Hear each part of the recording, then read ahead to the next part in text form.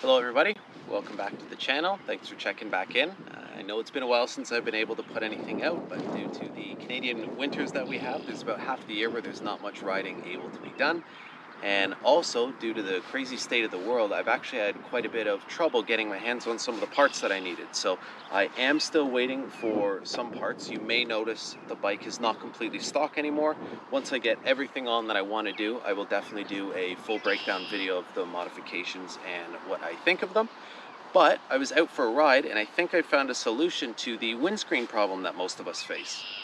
If you're watching this, I suspect that, like me, very quickly on the ride home from the dealership, you realized that the stock windscreen just wasn't going to do what it needed to do.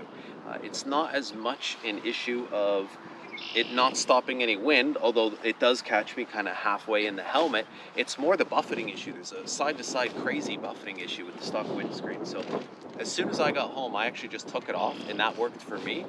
Coming from a sport bike background, where unless you were almost helmet right on the tank, you weren't getting the benefit of the windscreen. You're getting a full blast of air anyway, so it wasn't a huge difference for me. I was happy enough with that. I do realize that for a lot of people that's not an option. That's just not something that they're willing to do. And realistically, if I'm trying to build the best adventure bike possible, I think I needed to find a solution to that. So my first idea was the typical North American reaction: bigger, better, more. And I ordered this absolutely massive GIVI, whatever it is, windscreen. And I mean, this thing is just huge. I had questions when I saw the size of it, and those questions only increased when I started noticing all the warnings on it. So the first warning that it has is a 130 kilometer per hour speed limit. I'm not planning on taking this bike a lot more than that, but the fact that it actually had a speed limit on it was a little disconcerting.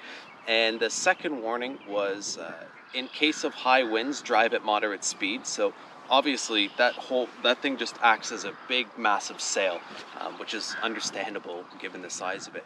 And the third warning was actually due to the curvature of the windscreen, not to park in direct sunlight. So it looks like it's gonna catch things on fire in front of it.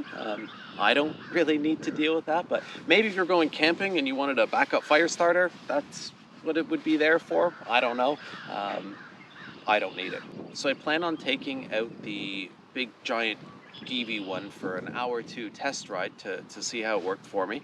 And I had to turn around after 10 or 15 minutes. The wind was still, surprisingly didn't deflect the wind over my head. It was still catching the helmet, but the real big problem was it just had this crazy side-to-side buffeting, far worse than the stock windscreen. Like, it was literally shaking my helmet where I almost found it hard to see. So I turned around after 10 or 15 minutes and took it off, and I will never put it on again. If you are considerably shorter than me, maybe 5'6" or so, it may be an option for you. If you still want to try it out, I have one. And if you have some Bitcoin or Dogecoin or something like that, send it my way, and I'd be happy to send it over. The next thing I was going to do after watching some videos and seeing what people said on the forums was I was going to start hacking away at the OEM windscreen. Thank God I didn't do that, because one of my viewers, actually shout out to Donald too, thank you sir, you recommended that I just get a little windscreen adapter, just a cheap Chinese, $30 on Amazon or eBay. I did that, clipped it on. I actually wasn't expecting a lot. And wow, it completely eliminated the wind buffeting. Not only the buffeting, it almost eliminated all wind flow right at the helmet. I was riding at about, I think, 120, and I forgot I had my visor up, and almost no wind coming in. Like, for such a cheap and cheerful fix, I'm amazed at the results that it's provided. So if you haven't found a solution to the windscreen problem, do yourself a favor, Amazon or eBay, $30, order one of them, clip it on. I can almost guarantee it'll solve your issue. If it won't solve it, it'll definitely make it a lot better. So I hope I was able to help at least one or two other people out there that are trying to solve the wind buffeting issue. Do that, nice and easy. I will do another video in the next few weeks, as promised, on all the modifications that I've done to the bike. As soon as I get the last of the parts installed, I'll put it out there for you. Thank you so much. See you guys soon, and stay safe out there.